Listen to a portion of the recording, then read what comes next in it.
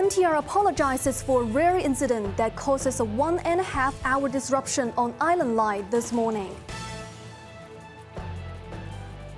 Lunar New Year fairs across the city start welcoming visitors today. And a shooting at a British Columbia high school has killed 10 people, including the attacker, in one of Canada's worst mass shootings.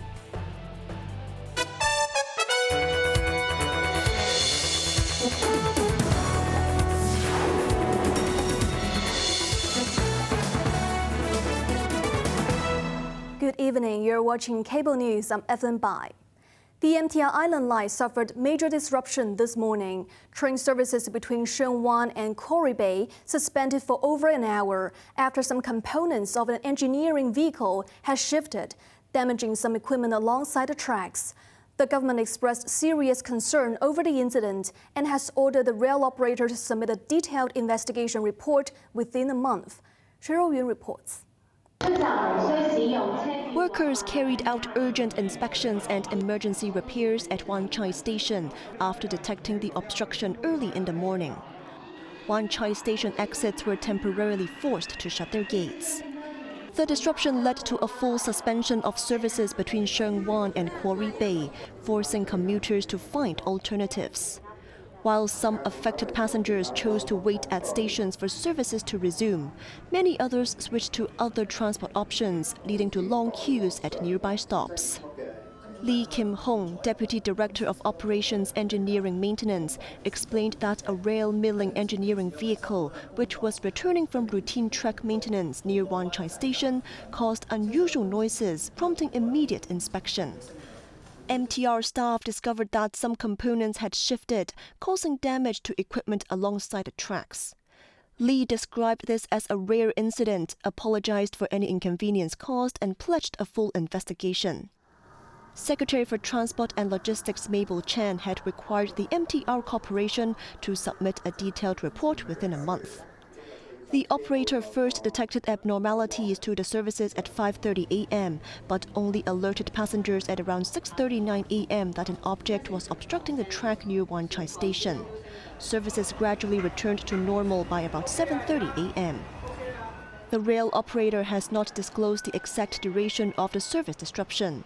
Under the current penalty mechanism, it may have to set aside at least $2 million to compensate passengers. Cheryl Yun, Cable News. The city's signature Lunar New Year fairs have burst into festive life, launching a 7-day sprint to welcome the Year of the Horse. Across the city, hundreds of vendors unveiled vibrant displays of flowers, decorations, and treats, drawing early visitors seeking auspicious blooms and holiday bargains. Quentin Yang takes us to Victoria Park for a look. 14 Lunar New Year fairs opened across the city today, with the first morning buzz already strong at Victoria Park. Stall holders arranged an array of holiday trinkets to attract customers. Among them, young vendors, including secondary school and university students, rolled out self-designed tote bags, keychains, and red envelopes, aiming to spread cheer more than chase profit. Still, some sellers blended optimism with caution. This flower seller said they're bracing for a softer market this year, citing a tougher economic climate and saying they would be satisfied if sales matched last year's levels. For many shoppers, the sunny weather and early calm provided a relaxed experience. This man happily showed off a freshly bought kumquat tree and a bouquet, picked up for around $200. Not everyone was pleased, however. This visitor noted that many stalls were a bit pricey, especially for basic decorations. Meanwhile, customs officers patrol the grounds, distributing leaflets and urging stallholders not to sell counterfeit or infringing goods. Victoria Park's fair will run for 7 days, staying open until midnight on Wednesday and Thursday, then until 1 a.m. on Friday to Sunday, with an all-night session on Lunar New Year's Eve. Quentin Yang, Cable News. A court has found the father of wanted activist Anna Kwok guilty of attempting to deal with an absconder's funds, the first person convicted of this offense under Hong Kong's own national security law. Kwok In-sung, was charged under the Safeguarding National Security Ordinance with attempting to deal, directly or indirectly, with funds belonging to an absconder. The charge linked to his daughter's Anna Kwok's education savings insurance policy, which was paid for by the defendant. In January and February last year, the 69-year-old sought to end the policy and withdraw the funds as her daughter was not in Hong Kong. Pro-democracy activist Anna Kwok, 29, is accused of colluding with foreign forces and have $1 million bounty on her head by National Security Police. Acting Principal Magistrate Cheng Lim Chi said since the defendant knew Anna Kwok was an absconder, having attempted to deal with the policy is illegal. The man was remanded in custody pending sentencing on February 26th. The city recorded its first annual crime drop in 6 years in 2025, though fraud still accounted for nearly half of all offenses, police announced.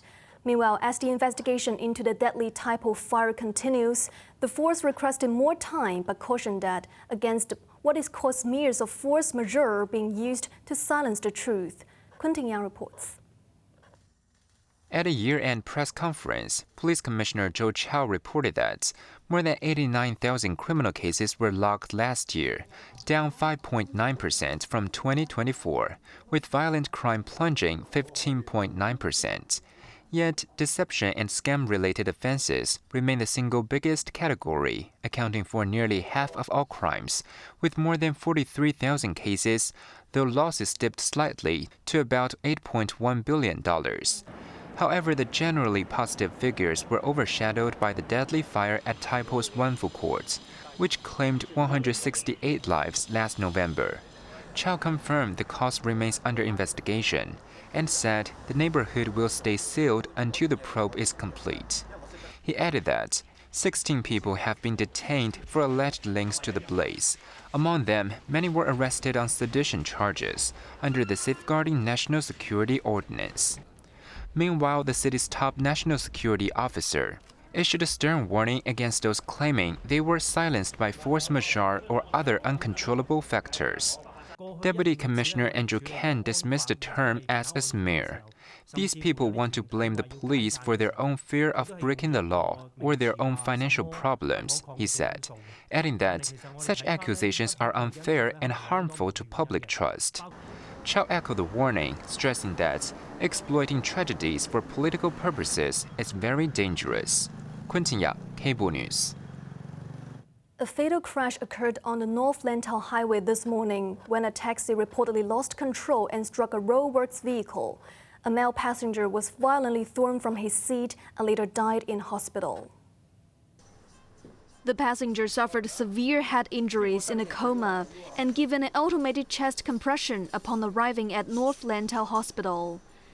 The drivers of the roadworks vehicle and the taxi were also injured and were conscious when sent to hospitals. The incident happened at about 9 a.m. A taxi heading towards the airport was suspected to have lost control and rammed into a works vehicle parked in the fast lane on the North Lantau Highway.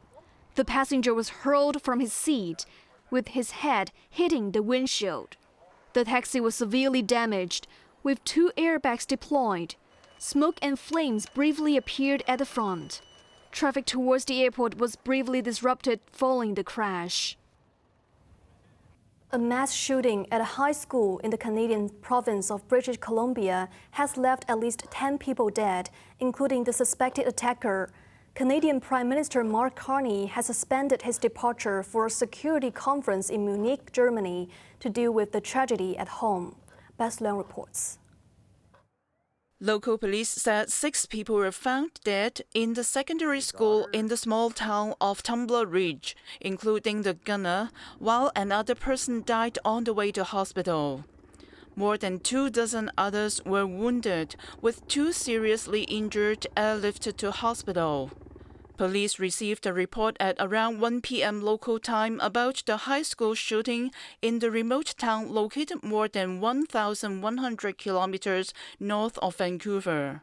Darian Quist, a grade 12 student who survived the horror, said he and other students got tables and barricaded the doors for over 2 hours during the mass shooting. He and all remaining students and staff were safely evacuated from the school afterwards. Classes will be suspended for the rest of the week. Meanwhile, 2 other people were found dead in a nearby home that police believe is connected to the shooting. Police confirmed the attacker was the same person mentioned in an emergency alert issued to the community earlier in the day, which described the suspect as female in a dress with brown hair, and that the motive is still under investigation. Local media said the shooter has been identified by a close family member as Jesse Strang, a transgender individual. Best Learn Cable News. British Prime Minister Keir Starmer has firmly rejected calls to resign amid mounting pressure triggered by the latest Epstein file releases. Starmer urged his party to fight the populist Reform UK Party rather than among themselves. Sherwin reports. During his visit to a community centre in southern England, Starmer highlighted his working class roots and pledged to deliver on promises of real change for the country. I will never walk away from the mandate I was given to change this country. I will never walk away from the people that I am charged with fighting for. And I will never walk away from the country that I love. He brushed off internal party dissent and said the real fight was with right-wing politics.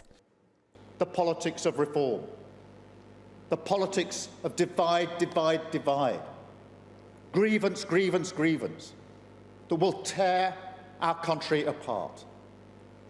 That is the fight that we are in.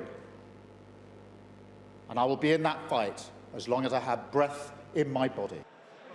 The appearance came a day after Scottish Labour leader Anna Sawar publicly called for him to quit. Starmer has been under pressure over his decision to appoint Peter Mandelson as US ambassador, despite knowing of his connections to Epstein. Meanwhile, reports suggest Health Secretary Wes Streeting, despite publicly backing the Prime Minister, could mount a leadership challenge within weeks. Cheryl Yun, Cable News. The FBI has released doorbell camera footage in the case of U.S. News anchor Savannah Guthrie's missing mother, showing a masked person at her front door. Authorities also detained a man for questioning, but later released him. The video, recorded in the early hours of February 1st outside Nancy Guthrie's home, showed a person wearing a ski mask, gloves, a backpack, and a possible gun holstered on the belt. At one point, the figure appears to try to block the camera with foliage and then seems to damage it. The individual kept their head down while approaching the door, indicating awareness of the camera's location, a law enforcement source said. Hours after the footage was made public, the Pima County Sheriff's Department detained a person of interest in connection with the case, but the man was later released. Savannah Guthrie posted on social media that her family believes her mother is still alive and hopes to bring her home.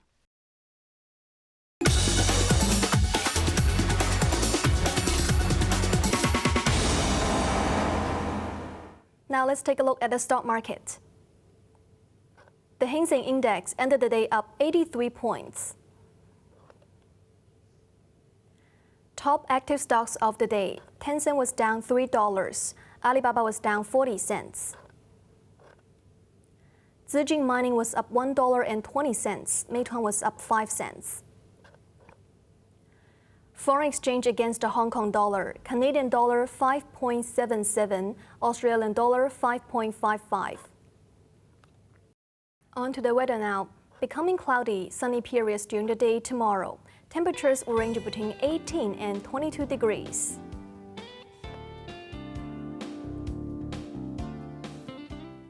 That's our news tonight. I'm Evelyn Bai. Thank you for watching and good night.